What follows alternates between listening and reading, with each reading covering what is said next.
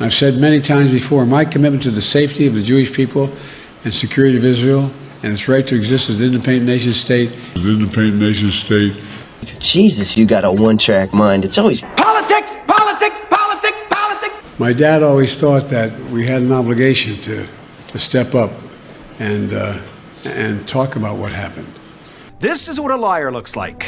Take a mental picture. What the hell? And he inspired me to take every one of my children and grandchildren when they reached the age of 14. You gotta stop doing that, okay?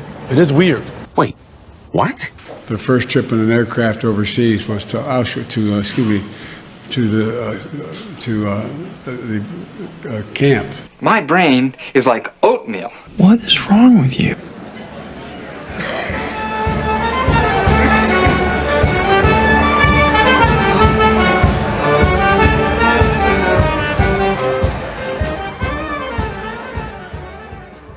Social justice, 1, 2, 3.